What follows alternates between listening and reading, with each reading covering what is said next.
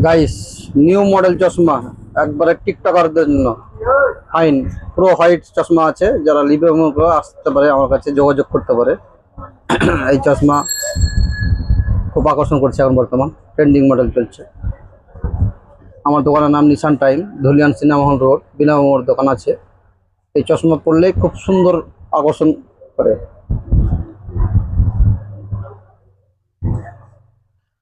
এর পুরো ফ্রেমটা হোয়াইটই হয়, আর গ্লাসটা এই সেম কালারই থাকে।